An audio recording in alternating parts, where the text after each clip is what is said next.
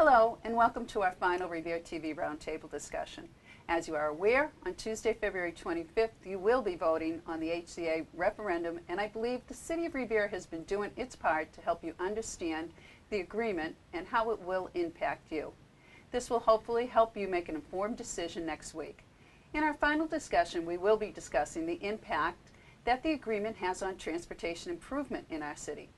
Joining the discussion today is Director of Planning and Community Development, Frank Stringi, COO of Suffolk Downs, Chip Tuttle, and a Transportation Engineer from CDM Smith, Daniel Murphy. Welcome, gentlemen.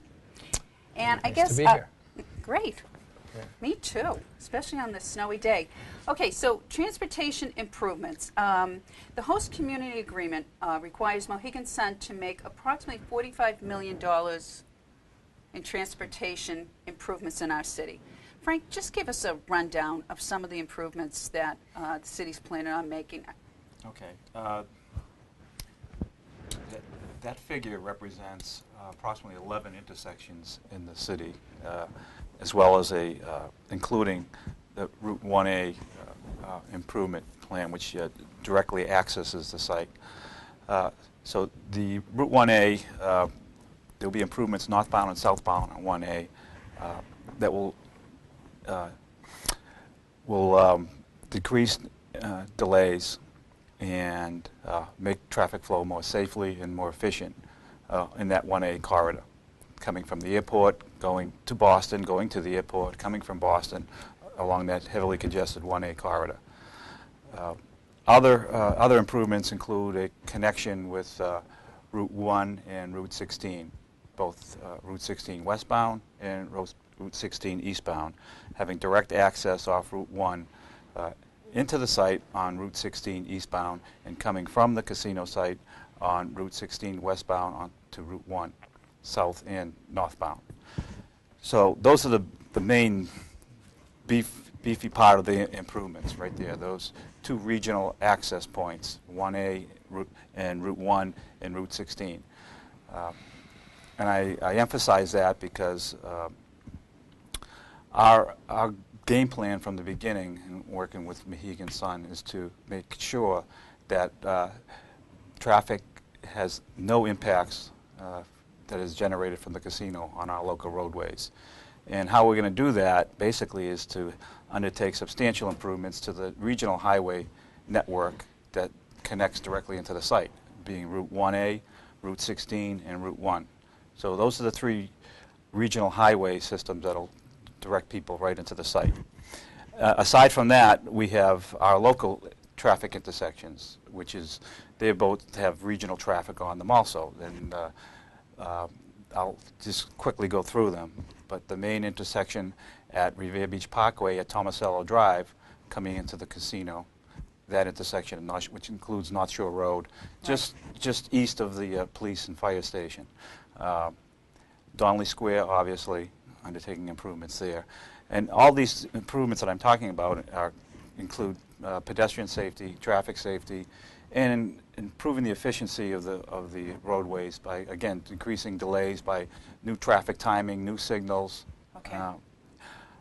The other intersection as you go up Route 16 and Revere Beach Parkway is at the intersection of Harris Street and Winthrop Avenue, Revere Beach Parkway, Route 16. Three roads converge on that intersection, and that intersection will go under a major reconstruction, including new traffic signals and, again, pedestrian safety improvements. As we go further up the corridor, Bell Circle, there'll be over $1.25 million, $250,000 spent on Bell Circle, which will basically include pedestrian safety improvements, new signage, traffic channelization improvements, traffic safety improvements, and landscaping and beautification improvements to the circle. We also intend on adding another lane going to Route 1A in a northbound direction as you come into the circle. Right now there's only one lane. We're going to increase it to 2 lanes. And there's talk about adding another lane internally in the circle to channelize traffic more smoothly and get people through the circle more efficiently. Moving up the corridor, Route 60, at Revere Street and Route 60 intersection. We're looking at adding improvements there to improve the traffic signals there also, and add pedestrian safety improvements. And you move on up the corridor to Brown Circle. Again, channelization improvements and pedestrian safety and traffic safety improvements. There'll be some geometric improvements to the circle to help channelize traffic more easily through the circle. Right now it's kind of a free-for-all when you're coming from 107 entering the circle. Right, right. So that'll help channelize traffic, much like we did at Butler Circle, if you're familiar with that. And going further up the corridor, the Copeland Circle will undergo the same type of improvements: channelization, traffic safety, signage improvements. And then on 1A, we're concentrating on Route 1A Revere Street intersection. That's a difficult one for a lot of people, especially heading westbound from Revere Beach as you cross North Shore Road. Right. So when I say 1A, North Shore Road is also 1A. Mm-hmm. The traffic timing, those signals have to be tweaked to allow more freer movement for the vehicles heading east and westbound on Revere Street. Right now, people are stuck at Revere Street for a long time. I think that traffic signal is like a 12, 15-second signal, and then allows 3 or 4 cars getting through, and then it dominates the traffic on North Shore Road to allow the regional traffic to go through. So we have to find a balance there. We're going to be looking at that. But a lot of these improvements include a number of options, and we're going to have further meetings with the neighborhoods to discuss those options and come up with a plan that involves their input. And because some of them involve changing one-ways, putting median closures in, all designed to improve traffic flow and safety. So this isn't just your plan. This is a study that has been done. Am I correct? This isn't just. Is this true? It's a mix of both, really. I mean, we started working on road and infrastructure improvement plans as far back as 2008, and we did 3 different studies. It's sort of one comprehensive study, but in 3 different phases: in 2008, in 2010, and 2012, to update all the existing traffic counts, to look at all the intersections that are problematic, and a couple of things that's important to understand. Gaming development and casino development at Suffolk Downs brings with it all these road infrastructure improvements. You know, $45 million, could cost more than that by the time it's all said and done.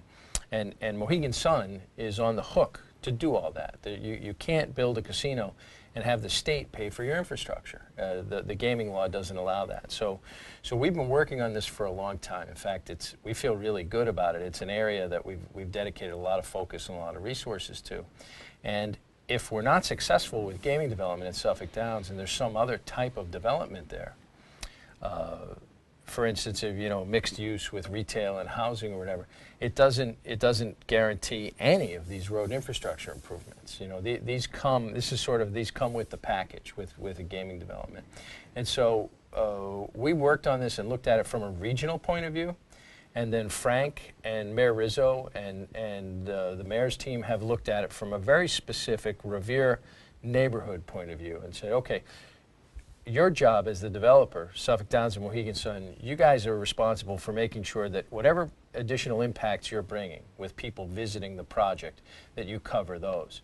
But we have some existing areas. We have this Donnelly Square area that you're going to put some more traffic in, and it needs a lot of help. There's some problems down at Donnelly Square with buses and congestion and safety. And the intersection that Frank mentioned, Winthrop Avenue, Harris Street, and the Parkway, is one of the great intersections of all time, right? and right now, there are crosswalks in that intersection, but there's no lights to press, so everyone, so some of these are very simple. Helping kids who are going to school at Rumney Marsh Academy but live over on the Shirley Avenue and the beach side get across Bell Circle more safely, things like that. Some of them are existing problems within the community that we're putting up some resources to deal with. Others are directly related to bringing visitors, getting visitors in and out of the project quickly and efficiently, keeping them on major highways and off neighborhood streets. Well, it sounds like you see both sides of it. You see the casino side of it, that the casino certainly does not want people in traffic. They want them to come quickly to their casino. And then you also see the side of, Revere side of it, that we want our kids to be able to cross a major highway and get to school safely. So I think both sides appreciate that. Mr. Murphy, you tell us, I know that you're working as the engineer, again. You want to see, how do you feel about the impact of the transportation coming in? Well, Suffolk Downs has done they've done a good job reviewing the traffic conditions in the city and in the region. Their traffic consultant put together an exhaustive traffic study, which has been reviewed through the permitting process. It's been reviewed by the city. CDM Smith, my firm, has, as a contractor to the city, reviewed that study on the city's behalf. And we had a decent iterative process where we went back and forth with the Suffolk Downs consultant. You know, when we required clarification or needed more information, they were happy to provide it. Basically, you know, the study was done according to industry standards. And, you know, for those that aren't quite aware, you know, Suffolk Downs and their consultant, they start with a baseline of existing traffic volumes. On top of those traffic volumes, they add any additional development projects that are scheduled. And then they add a background growth of, say, 0.5% per year over the 7, 12, 20-year study period, in order to figure out what traffic volumes can be expected to be in the future. And then they run their traffic analysis to see, okay, how are our signals, how are our intersections going to operate with that additional traffic? You know, they're not looking to say, all right, we're going to say, let's just bring traffic in and leave it alone. They look into the future to see what the projected traffic volumes will be, and then they make mitigating efforts to improve that traffic condition. And their study has done that, you know, consistent with industry standards. And that's another important point that I'm going to bring back to you, Chip. Sure. One of the questions that I think the city has is, you know, traffic when kids are coming out of school. I know the airport employees have been concerned with how am I going to get up 1A to get to the airport? How are, you know, people going to make their flights? So, you know, that is something before I vote. Address that. So we're going to make improvements that make it easier for people to get to the airport. And part of that is the unique nature of traffic at a gaming development compared to other types of developments, okay? So somehow this has taken on a life of its own, the idea that you know, we're going to be besieged with cars. This is about the equivalent of a 400,000 square foot mall. So the Square One Mall, maybe a little, you know, the Liberty Tree Mall, it's that type of volume. But Bob, I don't know if you put up the graphic, a couple of things about gaming developments. 55% of the visitation is Friday, Saturday, Sunday. So it's not during the peak times of, you know, 9 to 5, Monday through Friday, okay? In fact, if you add in Thursday, it gets to be almost 68% of the visitation. So almost 70% of the visitation is Thursday, Friday, Saturday, and Sunday. Some of that coincides with, the roads are pretty busy around here on Saturday afternoons. People are out shopping, going to, you know, doing things, whatever. So there's some issues on Saturday afternoon. The other thing is, this is not a development that people are rushing to get to during morning rush hour, right? The traffic pattern sort of starts gradually, and this chart that we're looking at now shows the traffic for an average weekday. The green is entering the green line on the graph is entering the development, and the blue line there is exiting the development. And at the peak, at about 7 o'clock on Friday night, and I want to talk about that peak. At the peak, there's about 850 cars entering and 800 cars exiting. Okay, so during that 1 hour, that's the absolute peak. Now, when we designed our traffic improvements, as Dan said, when we designed our roadway improvements, we took the absolute worst conditions on the local roadways, which is Friday from 5 to 6. Okay, that's when the airport peaks, when 1A North peaks, when Route 1 North peaks, and 60, right? We took the conditions for the intersections around the property at that time, added that background growth, added the projected visitors to the resort, and put it out over a 20-year horizon. So we've designed road improvements, the improvements that we're looking at for 1 and 16 and for Route 1A North and the Route 1A corridor. Those road improvements are designed for the absolute worst time of the day. So we're going to make those improvements. The other parts of the day should be smooth sailing along Route 1A. In fact, Mayor Rizzo says it best. I think he said, we're really not creating traffic issues, we're creating traffic solutions, because we're mitigating against the worst peak time, even though our peaks come later. And we're really going to improve traffic flow around the area during the times that people are coming and going to work. So I think that needs to be said again. Yeah. I think that needs to be said again. You set this up for the worst. Yeah, so what we did was we said, okay, let's look at what Friday afternoon is from 5 to 6, add 1,600 cars, right? 800 coming in, 800 going out, okay? Add background growth, knowing that there's going to be growth along 1A and on the Route 1 corridor and more people getting jobs and things happening, and plan for a 20-year horizon. So we're planning on road improvements that will work in 2035, right? You know, so that we're designing to those specifications. And it's not just, you know, we can say that, and Frank has to look at it, and he has to agree, and Dan has to look at it, and he has to agree, but the Massachusetts Department of Transportation has to agree as well, or they're not going to let us build on their roads. So this has been an exhaustive process. We've really been at it for a long time. And you think this can happen, Frank? Yes, as a matter of fact, I saw it. I witnessed a traffic simulation presented to the Mass Highway Department of 1A under the worst case conditions with the improvements, and I saw the same simulation without the improvements. And decrease in delays are incredible. Yeah. And when you look at 1A in a northbound direction at peak rush hour, evening peak rush hour, and they scoped it out for 3,200 vehicles per hour. And maybe in the minute version we saw maybe 3 or 4 cars that would be entering Furlong Drive to the casino, and the rest heading north. But they showed it from Neptune Street in East Boston all the way to Mahoney Circle, and that corridor just flowed so smoothly. It was incredible to watch with all the sequencing, and it is real life conditions simulated. Without the improvements, backups all the way to Neptune Road in East Boston. The improvements was dramatic. Well, you have to understand, the way the public sees it is, traffic is a nightmare right now. You just said it. The lights are backed up. Almost every place that you've mentioned, traffic is a nightmare right now. Yes. Then you add a casino in. So, you know, what you're saying is, we're taking that whole nightmare situation and we are adding to that, but we're making it better.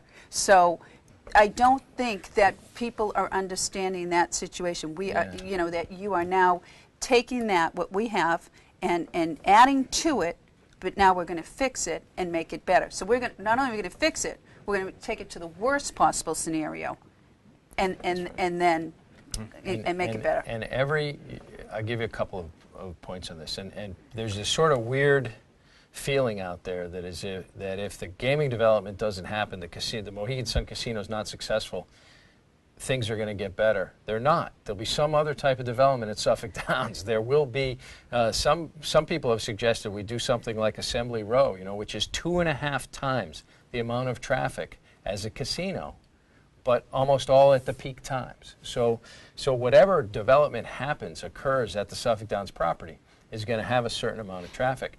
This mitigation package is unique to a gaming property. And you know, if Mohegan Sun is going to spend $1 billion, $1.3 billion on this development, they want to make sure that it's easy for people to get in and out. And people who have visited the Connecticut casinos kind of understand this.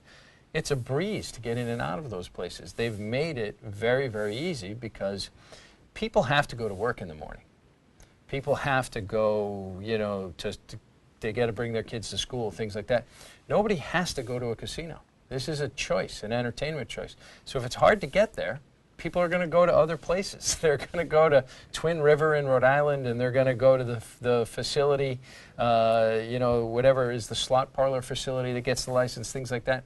we have to make it. It's in our own interest to make it convenient and easy for people to get in and out and to get back and forth to work and to get to move easily along the local roads. Well, I would think that the people need to get to the casino to get to work. Right. I mean, it's just common sense. You know, you know, it says also it seems that your traffic patterns have been studied as well. Can you talk a little bit about that? Okay. Well, Chip could probably address that better than I can, but the VHB did a study for traffic destinations where the casino would generate traffic from, and 70% of the traffic would be coming through the tunnels, from west and south and north. I think 18% comes down Route 1 from the north. A trickle, 2% comes down 1A from the north, and there's like 3 to 6%, I think. It's another small number coming from the west, Route 16. Those numbers have been validated based on studies from that VHB and Suffolk Downs has undertaken. And it's true. When you think about it, the majority of the traffic is going to be coming through the tunnels from Boston, from the south, from the west, and we've made assurances that that traffic gets to the casino, directly to the casino without adversely affecting any of our local roadways. It's just one shot from the tunnels on 1A directly into the casino, out of the casino onto 1A, back out to the tunnels into the airport. And like I said, there were three major roadway networks that bring traffic into the casino: Route 1, Route 16, and Route 1A. And we've made sure that that traffic gets to the casino without impacting any of our local roadways. And they'll get to this later on, showing the circulation of traffic at the casino entrance and how that traffic is going to be Why don't we take moved. a look at that, Frank, and address that? How is that going to happen? So Or we should probably give, I'll let Frank talk about this. Some of the, we should probably people give their bearings. So this picture, which shows the Mohegan Sun development in different colors, the red is the gaming area and the main hotel. The orange is sort of a retail and restaurant corridor. And this is looking from up above the racetrack. So if you were hovering in a balloon about, I don't know, a few hundred feet over the racetrack, looking north towards Revere, this is that view. That green circle at the top right-hand corner of the screen is a pedestrian entrance off of the corner of Winthrop Avenue and Washburn. So that's very, very close to the Beachmont T station to just help people orient themselves.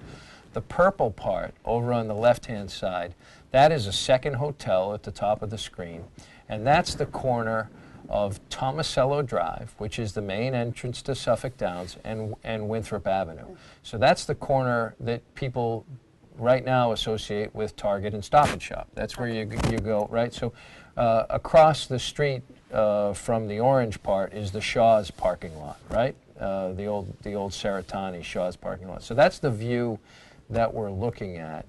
And you can see we've got three main entrances into the property. We have the entrance off Furlong Drive, which is also the shared entrance with Target and Stop and Shop.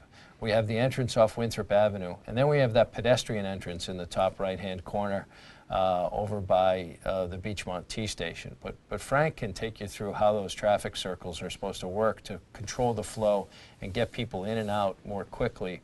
I should mention here that we're going to have over 4,000 parking spaces underneath the building. So that building is built on top of a 3-story parking garage.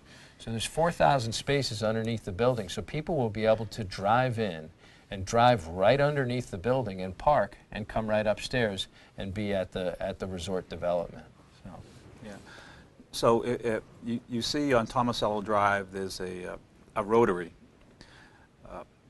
That's where all traffic will converge coming in to the casino, whether it's coming from 1A, Route 16. Furlong Drive comes in off the left of the screen into that rotary. And I have to say, Furlong Drive won't look anyway the way it looks now. It'll be reconfigured. It'll be more like a boulevard, funneling traffic in and out of the casino from 1A. So the main point is not to have unnecessary traffic on our local roadways. So when visitors of the casino come out of the casino, there'll be signage at that rotary directing them to the appropriate route, whether they're going 1A north or 1A south or Route 1 north or Route 1 south. They'll tell them which way to go. This way you won't have traffic that may want to go 1A south coming out on the Tomasello Drive, Revere Beach Parkway entrance drive, and then coming onto Route 16. So that circle is going to be a major directional for traffic coming out of the casino onto the appropriate highway system getting out of the site. So we see that as a major benefit, along with working with Mass Highway Department to change signage on some of the state roadways directing traffic into the casino, even in the airport. Because as we mentioned earlier, traffic coming from the north now will not have to go through the Route 60 corridor and go through Copeland Circle and go through Brown Circle and go through Mahoney Circle and go through the Route 16 Winthrop Ave intersection. It now can be diverted around the city, come directly onto Route 16 and head east from Route 16 right into the casino. And for those going to the airport, the same thing, going into Boston, coming from the north. You would travel down Route 1 southbound, come onto Route 16, and head on Route 16 eastbound to 1A and go directly into the airport without having to deal with the traffic on Route 60. Be able to bypass Brown Circle and Route 60 and Bell Circle. Yeah. If we can go, one of the things we're really excited about are the improvements along Winthrop Avenue, and I think we have a couple of renderings that show. So this is a spectacular point of view, and that's the pedestrian entrance that I mentioned. That was that little circle on the top right-hand corner in the last rendering. But if you were standing at Luigi's this afternoon, down in near Donnelly Square, right? And the taxi place is next door. This is the view from Luigi's, from that great pizza place. And you know, you're looking. If you looked at it today, it'd be a stockade fence. Exactly. a pretty, and I say this with some fondness for that stockade fence and those barns back there. But you know, that's the barn area of the racetrack right now, and you look at those improvements and what it would look like when we're done with the construction, and it's pretty substantial, and it's creating a beautiful pedestrian experience for people to walk along that area. If they just want to come into the casino development and go to a restaurant or shopping, they could do that. They can connect to Target and Stop and Shop by walking past the property or through the property and out the other side. So it's a really cool thing. You also mentioned, Chip, that the power lines were buried. Yeah, so a couple of things that I should say about this. We're accommodating bus turnoffs here on our property. This was something that the city had asked us to do in conjunction with the MBTA. Right now, when the MBTA buses stop at the Beachmont station, they tie up the traffic there so people can jump on and off. We're going to let them stop closer to our property, on our property, and let people on and off there so that they're not tying up that traffic, right? So it helps the traffic get through. And we're burying the power lines here. We're burying the lines here, putting them under the street as part of an improvement to that whole Winthrop Avenue streetscape. And that's something that really, really makes the area much more, it's aesthetically pleasing, and it makes it much more pedestrian friendly as well. I think we have a view from the other way. This is the corner of Tomasello, North Shore Road, you know, and Winthrop Avenue, looking eastbound on Winthrop Avenue down towards the beach, towards the Beachmont area. You can see the little tower there that is the Beachmont T station, sort of as you look down the road. And that is one of the 2 hotels that is the main feature of this. But you can see the streetscaping and the landscaping. It's really designed to create a much more pleasant pedestrian experience than is there now. And it's wider sidewalks. The pathways sort of meander through the property. It's creating some really interesting public space for people to experience as part of the whole. Again, whether they're visiting the resort or not, you could live further up on North Shore Road and be walking down to the Blue Line, and that would be your walk every day. Absolutely, and then of course continue on to the left to the beach. You Yeah. know, and that connects your beach too. And again, to separate local traffic from casino-related traffic, there will be a designated right-hand turn lane off of Revere Beach Parkway right into Tomasello Drive. And heading further east on Winthrop Avenue, we'll adding 2 lanes, and there'll be a designated right-hand turn lane coming into Donnelly Square. Right now it bottlenecks into 1 lane, and you have the bus stop right in front of Right. Beachmont Station. Right. That bus stop will be moved into an eyebrow area offset from the roadway, which will allow for two lanes heading into Donnelly Square, a designated right-hand turn lane and a lane to go left or straight. And it's not uncommon to see traffic backed up to Domino's from Beachmont Square. Absolutely. Yeah. You see it every day. Yeah. Yeah. You see it every day. It's a pretty exciting. It's pretty exciting to think about the Donnelly Square area, with lots of people and lots of activity, but working better, and those merchants in the Donnelly Square area, and people, employees and visitors being able to get off and on and visit those businesses. It's part of what we've hoped all along. That the benefits go beyond the direct employment and the direct spending at the facility, and that the community businesses get a chance to share in these as well. Mm-hmm. And an important part of this overall plan, again, is pedestrian safety. A lot of these intersections, they separate neighborhoods in the city, and residents have a difficult time crossing these intersections, whether they're going shopping or going to the T or going to school. We emphasize that each one of these improvement plans has to include a pedestrian safety plan. And I can get into detail with those later as we get more further on in the process.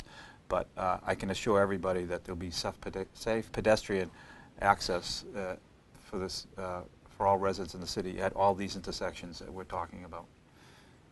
And they all would have, you've had meetings with each community, with each neighborhood. As the plans progress and we get into detailed drawings for each intersection, we'll have meetings with each neighborhood to talk about those improvements and get their input. What if someone has a question now, Frank, before this vote? Can they talk to you about the traffic? I know Absolutely. you guys I get have that had all the several time. meetings, and Sure. And We've had about 1 meeting every weeknight. We've gone to different neighborhoods and different wards. Yeah. We've gotten snowed out a couple of times, but we're trying to reschedule them. I believe tonight we'll be with the Beachmont Improvement Committee. Yes. Okay. And we also have a meeting earlier with some other neighborhood folks, some folks from Ward 6 and Ward 3. But I mean, if people can visit the website, the Friends of Mohegan Sun website, or they can visit the Suffolk Downs website and find out more about the traffic improvement plans. If they have questions, they certainly can get in touch with. They can get in touch with Frank at City Hall. I know they can get in touch with me through our website and by email, and we're happy to answer. Especially people want to know about specific intersections near there. I was talking to a gentleman who lives on Harris Street the other day, and he heard a rumor that somehow Harris Street was going to be closed or capped, and which I don't think is part of the plan at all. But No, it was one of the earlier options we looked at, but right Right. now we're looking at other options. It does not involve closing off Harris Street. Number one, the fire department would never go for that. Right. Yeah, and so what happens is I think people definitely have questions about, hey, how am I going to get out? How does this affect me and my neighborhood? And we're happy to answer any of those questions. Well, again, it's the hysteria. What's going to happen? And I think that and I want to bring you into this conversation, Dan, because we haven't really heard too much from you. But the hysteria is, what's going to happen to me on my little street. Right. You know, I have a one-way street. I come out to a main street, but what's going to happen when it's blocked and I can't get to that? And I know that you guys have addressed this, but that's the hysteria. What's Sure. going to happen when all this traffic comes, you know? And Yeah, I guess what I'd say to kind of assure the residents that you know, Suffolk Downs has done their due diligence in this is just to kind of underline and remind everybody that, you know, when they look at the traffic study and they do their analysis, they're not looking at, all right, if we have traffic volumes generated by the casino and we add them to today's traffic volumes on today's streets, what happens and what can we do to fix it? They look long range, they look 20 years down the road. What will traffic volumes look like then? And when they do their analysis, they actually do 3 separate analyses. They say, all right, if we look out 20 years, what is our traffic operations going to be like if we don't build anything?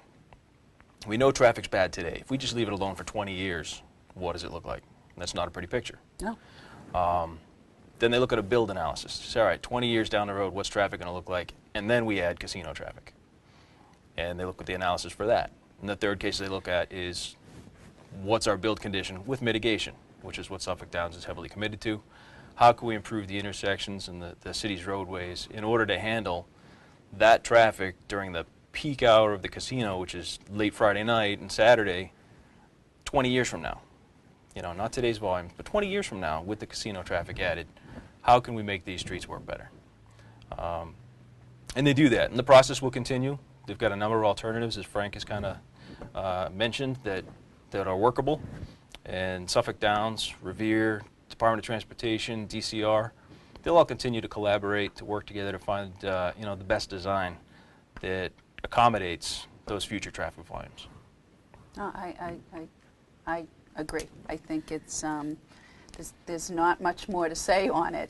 It's kind of a slam dunk. It seems that you're there, you've done your homework, you know what you have there. And I think the point being that if it doesn't go through, the roads will continue to be as they are right now. We all know what that's like right now.